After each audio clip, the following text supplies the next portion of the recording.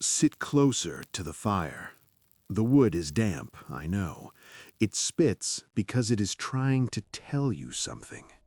Some logs carry the memory of the soil they grew in, and some soil is better left forgotten. In 1992, the world was looking at maps, watching lines get redrawn and empires fold like tired laundry. The Soviet Union was not a country anymore. It was a ghost with its pockets turned inside out. But in the Murmansk Oblast, way up in the Kola Peninsula, they were not looking at maps. They were looking down. 12,000 meters. That is a long way to go just to find out the Earth does not want to be touched.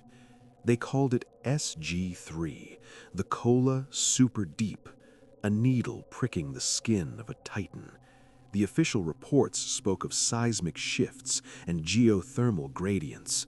The men on the ground, they spoke of the pressure that never leaves your lungs. Meet Senior Lieutenant Viktor Volkov, the final custodian.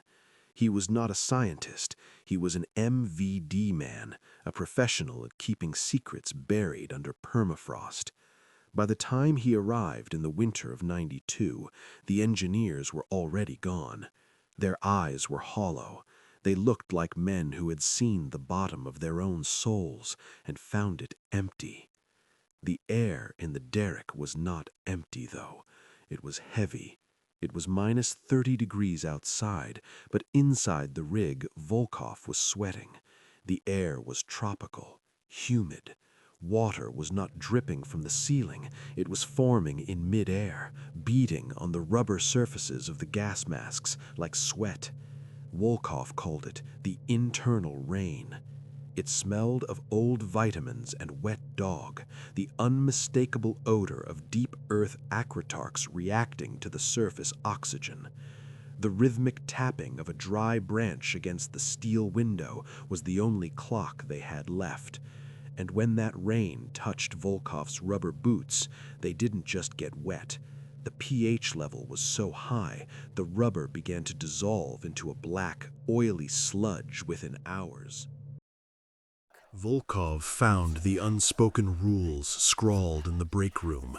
They were written in a mixture of Siberian rust and something that looked suspiciously like dried bile. Rule 1. Never trust the depth gauge. The needle did not just move, it blurred. It hovered over numbers that should not have been possible in this reality. Volkov wrote about the mechanical seizure of 1989. The official report said the drill bit broke against a hard layer of gneiss, but Volkov saw the bit before the KGB cleared the floor. It was not snapped. It looked like it had been consumed, pitted by acid, softened by something that should not exist in the deep crust. At 12,262 meters, the rock changed. The geologists called it lithic plasticity, but names are just blankets we throw over things we are afraid of. The granite was not solid, it was fluid. When they pulled the core samples up, the mud had a faint bioluminescent shimmer, a sludge glow that should not be possible at those temperatures. It tasted of ancient hydrogen and cold copper. Rule 2. If the rock looks like it is weeping, do not touch the tears. The samples were porous, lung-like. Every core pulled from the abyss left the engineers more tired, more cynical. "The hole is breathing, Victor," a lead engineer had told him before he fled. "And we are the ones caught in the throat." They found the acritarchs there. 24 species of ancient plankton buried 2 billion years ago in a tomb of silent granite. But they were not just skeletons. In the labs at Zapolyarny, a junior technician put a sample in a saline solution and watched through the lens of a scratched Soviet microscope. They moved. They did not swim, they twitched with a rhythmic, mechanical precision. They moved toward the heat of his lamp, as if they were seeking a sun that had been dead for eons. Biological landmines, waiting for the world to warm up again. Then came the singing. It was not a sound you heard with your ears, but with your teeth. It was a 14.4 hertz frequency, a low thrum that rattled the soul, an infrasound that made the drilling fluid in the vats form perfect, impossible geometric patterns on the surface. Rule 3: silence is a requirement, not a choice. They called it molchanie, the silencing. The engineers realized that if you spoke too loudly, the frequency would shift. It would tune itself to the pitch of your voice. It was a resonance designed to liquefy the silicate walls of those ancient cells. The vibration the Soviets provided with their heavy drills was the siren song that set the ancient biology in motion toward the surface. Then came the bio-seizure of 1990. A container in the secondary lab ruptured during a pressure test. 3 scientists were exposed to the sludge glow. They were not taken to a normal hospital. They were flown in a windowless helicopter to Hospital 42 in Murmansk. Volkov was part of the detail that cleared the hallway.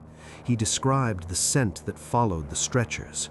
Not the smell of medicine, but the sharp tang of ozone and wet stone. A mineral bite that dried out the back of your throat and made your very bones feel heavy.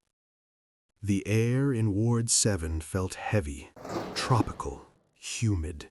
The head surgeon, Dr. Kolima, was a man of cold logic and Soviet steel, but his hands were shaking as he read the charts. He tried to take a blood sample from Dr. Arisov, the lead geologist. He broke 4 standard-issue needles against Arisov's forearm. Arisov's skin was no longer skin. It was a silicate shell, transparent, cold, vitreous. By the 3rd night, Arisov could no longer blink. His eyelids had hardened into thin, amber-colored shutters. He lay there, staring at the ceiling with eyes that looked like marbles trapped in deep ice. "The frequency," he whispered to Volkov. His voice did not come from his throat. It vibrated out of his chest, sounding like glass clinking against the hospital bed rails. "It is tuning us, Victor. We are being corrected, rewritten for the pressure down there." On the 5th night, Kolima took a surgical mallet. He wanted to see what was inside the man who no longer bled. He struck Arisov's hand with a measured blow. The hand did not bruise. It did not bleed. It shattered into 1,000 pieces. Jagged shards of silicate and frozen marrow scattered across the white linoleum like broken crystal. Arisov did not scream. He resonated.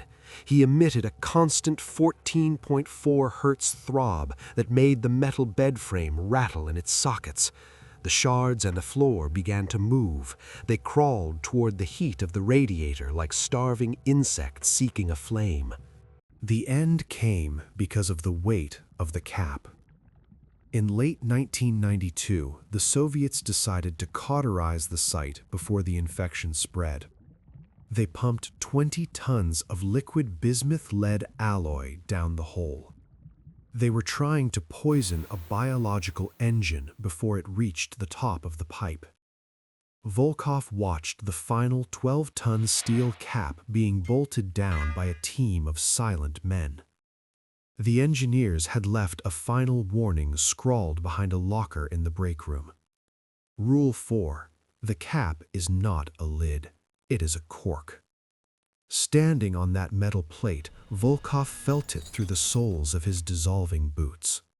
The pressure was not coming from the rock. It was an exhale. The 20 massive bolts were bleeding, leaking a dark oxidized fluid that looked like dried blood against the rust. The borehole was perspiring against the seal, the metallic tang of old blood filling the derrick like a slaughterhouse. The singing has stopped for now. not because the thing at the bottom is gone. It is just holding its breath. Hospital 42 was burned to the ground in 1993. Volkov turned the gas valves himself. But in 1995, a seismic station in Norway heard it again, a localized 14.4 hertz pulse, rhythmic, localized, originating exactly from the coordinates of the Kola hole. When the bolts finally snap, don't look for a doctor.